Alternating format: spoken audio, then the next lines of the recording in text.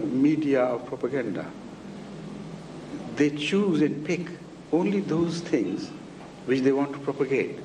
And in fact, they disarm the other side by not giving the other side proper space and enough time in their media to speak their language.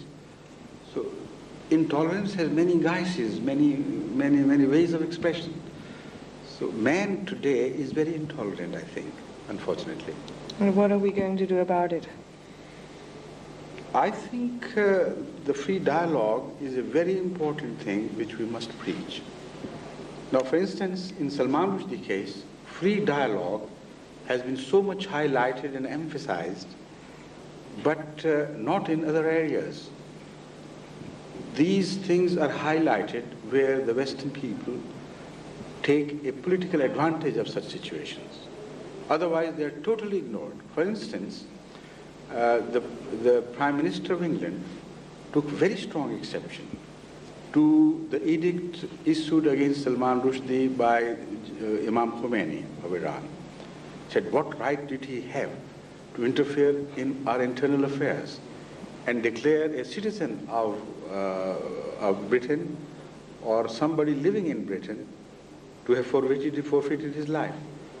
While I was in Britain and price on my head was fixed openly and publicly and repeatedly by the non-tolerant Muslim clergy.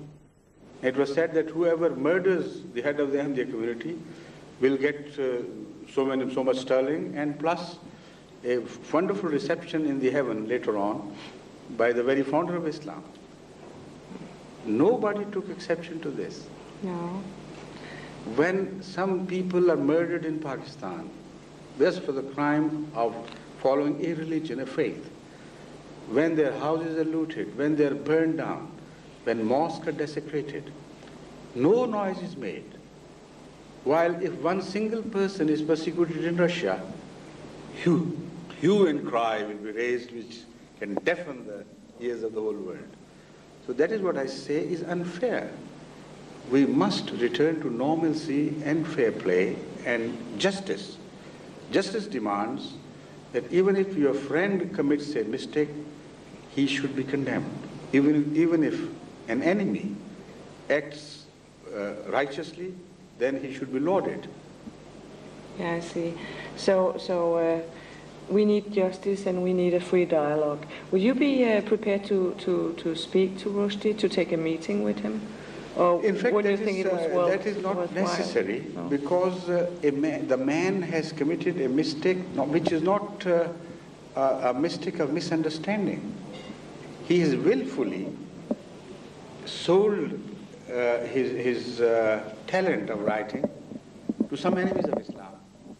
Because all the material which he has collected, I know personally that he's not the type of going through that. It's not his style. He was not interested in religion right from his childhood. He's a sort of atheist. Why should he have undertaken all this trouble of going into the past controversy between Christianity and Islam and finding out the material which would hurt the Muslims most? Because I believe he's a mercenary. So there is no question of any dialogue between a normal person and a mercenary. I understand that you are able to see what we can expect from the future. Yes. What can we expect? I think the future is built on the foundations of the past, plus on what you do in the present time.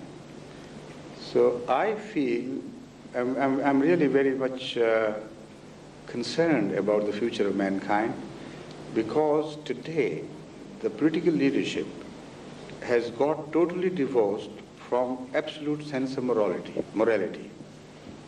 There is no morality left in our politics today.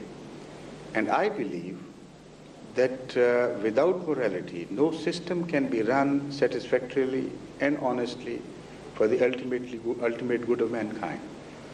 So the inherent danger for the future lies in our present irresponsible behavior. Moreover, the modern tendencies among the youth is that of rebellion against their past. They have not yet discovered their identity. They have not yet discovered their future orientation. They are just hobnobbing with anything which attracts them. They are in this process of escape from the past, yet they have not discovered their future. So this hobnobbing with drug, with Hare Krishna and all these cults and so on, this is a sign of total dissatisfaction. Moreover, individualism is far more emphasized today in the world than ever before. And in the name of individualism, it is not just the liberty which you obtain, but it is the liberty to do crime, more so than anything else. Liberty to behave in any irresponsible manner. So this, unfortunately, is a bad omen for our future. Where do the hopes lie? The hopes lie, in fact, first of all, in a very serious realization of what's happening today. The world leadership must get together, must take these things on and confront them and make a united policy for the betterment of future of humanity and for the safety and survival of human race. It is highly essential that all the advanced countries in particular should revise their policy of their relationship with youth and of their attitude to the so-called liberty. In America, for instance, in the name of liberty, those people who are law-abiding and innocent, they are deprived of their right to live peacefully. And criminals are protected more and more. The result is that mafias came to be sprung up in America, which have become so powerful that because legal rights are defended in a manner that they are beyond the reach of law. The result is that, as you know, a whole war is now being declared, rather too late in America, against a type of mafia. But everywhere the responsibility is on the rampant and things are going from bad to worse. The situation is very serious. First of all, we must appraise the situation correctly and show a will to resolve these problems together jointly.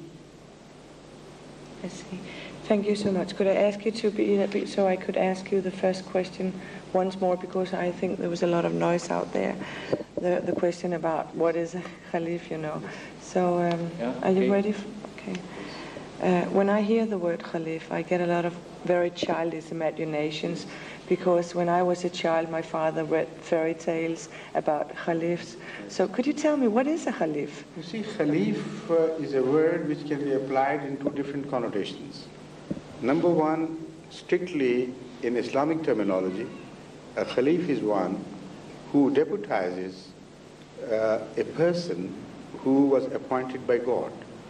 After his demise, a deputy is elected, and he is elected for the purpose of performing the same tasks as his previous master did. This is Khalifa, not Khalif, but Khalifa in Islamic terminology. Later on, this term was applied loosely to all the Muslim sovereigns, while they were not religious heads. They were just heads of states. So their behavior or misbehavior was unfortunately relegated to the image of Caliph, and the image of Caliph, the word Caliph got damaged because of their misbehavior in some places.